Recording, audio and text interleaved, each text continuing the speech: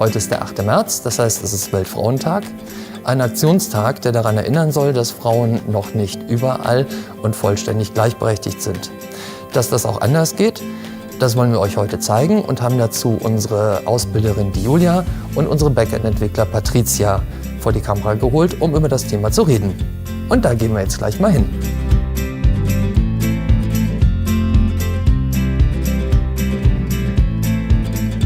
Julia, du bist ja jetzt schon seit wie vielen Jahren bei Opios? Im 8. Jahr. Im 8. Jahr. Das heißt, du hast also 8 Jahre Spieleindustrie mitgemacht. Du hast in der ganzen Zeit eine Ausbildung durchlaufen und bist jetzt hier bei uns als Ausbilderin. Genau.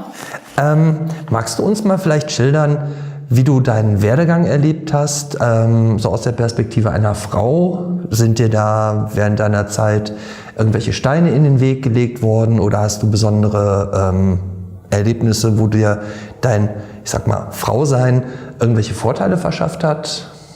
Ja, also es gab beide Situationen. Vor allem in der Ausbildung hatte ich eher Vorteile. Die meisten Leute, vor allem die Lehrer, fanden es mega cool, wenn halt auch mal Frauen in den Berufsschulklassen saßen, weil sonst waren es halt fast nur Männer. Und die haben das dann auch bestärkt, fanden es sehr positiv. Man hat es dann auch hier mitbekommen von den Chefs, ja cool, wir haben mal eine weibliche Azubine und nicht nur Männer. Aber es gab natürlich dann auch schon negative Erfahrungen, die waren aber dann hauptsächlich im Berufsleben. Also da gab es dann in der Vergangenheit so ein paar Geschichten, wo leider halt noch ein bisschen so ein altes Rollenbild vorgeherrscht hat. Das waren dann aber auch eher ältere Kollegen? Nicht immer. Also ich hatte tatsächlich mal eine ziemlich lustige Geschichte mit einem Praktikanten von uns und der hat dann nach dem Praktikum den Chef der Azubis sprechen wollen. Dann habe ich ihm gesagt, ich bin der Chef der Azubis und ich weiß nicht mehr den genauen Wortlaut, aber er hat sehr klar deutlich gemacht, dass er einen männlichen Programmierer sprechen möchte. Und dann habe ich ihm gesagt, dass ich seine einzige Alternative bin und sonst gibt's leider niemanden. Und an seinem Gesicht konnte man sehen, dass er total perplex war. Also das kam in seinem Weltbild leider nicht vor, dass jetzt da eine weibliche junge Person die Chefin sein sollte. Aber das sind doch hoffentlich nur, sage ich mal, seltene Einzelfälle. Ja, es sind Ausnahmen. Ich finde, die Spielebranche ist eine sehr aufgeklärte Branche. Dadurch, dass hier so viele junge Leute einfach da sind, ist halt dieses Rollenmodell nicht mehr so vorherrschend. Wir sind alle gleichberechtigt, wir sind ein junges Team und jeder nimmt den anderen so, wie er ist, egal wie er aussieht, was er macht oder was auch immer. Gibt's noch irgendwas, was du jungen Frauen mit auf den Weg geben möchtest, die in einen technischen Beruf, in die Programmierung, in die Entwicklung von Spielen gehen möchten? Ich würde denen mitgeben, nicht aufzugeben. Es gibt immer Idioten, die denken, Frauen können das nicht, das ist ein Technikberuf und die Frau soll hinter den Herd.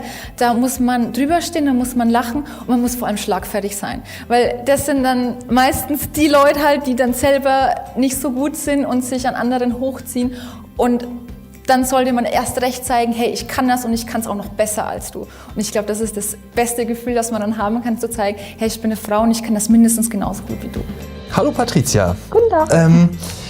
Du bist ja jetzt auch schon seit einiger Zeit in der Gaming-Branche unterwegs als Entwicklerin.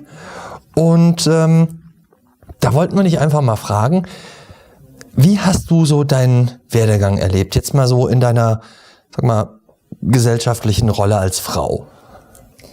Es zieht sich tatsächlich mehr ins Positive, muss ich auch sagen. Also das hat in der Ausbildung damals eigentlich schon angefangen, weil eigener Ausbildungszweig direkt in die Informatik rein. Und damals musste halt die Frauenquote noch gesteigert werden.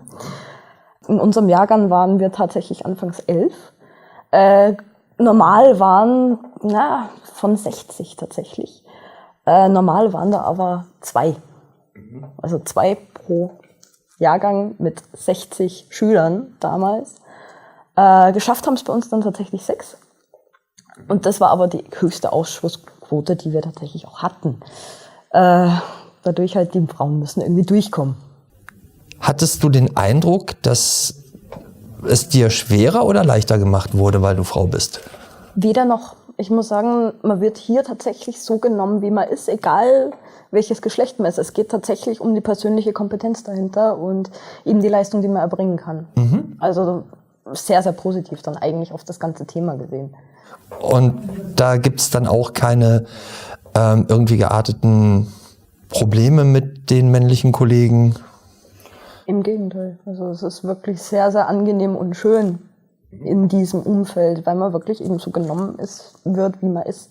Hast du Tipps oder irgendetwas, was du jungen Frauen, die heutzutage irgendwie in technische Berufe einsteigen möchten, in die Programmierung, die du denen mitgeben möchtest, um sich besser auf ihr Berufsleben vorzubereiten oder sich besser durchzusetzen oder glücklich zu werden in dem, was sie tun? Tatsächlich muss ich sagen, drauf pfeifen, dass man Frau ist. Weil eben, wie schon gesagt, es ist halt wirklich so, dass man nicht aufs Geschlecht reduziert wird hier. Gut möglich, dass es früher anders war. Ich würde tatsächlich sagen, man soll man selbst sein, sich wirklich für die Thematik auch interessieren, gewillt sein, immer wieder weiterzulernen und sich auch wirklich da einzuarbeiten. Und wenn man eine Ausbildung oder eben wirklich sich selbst das Ganze beibringt, sich wirklich mit der Thematik in der Tiefe auch zu befassen und wenn man das Interesse hat, es einfach durchzuziehen.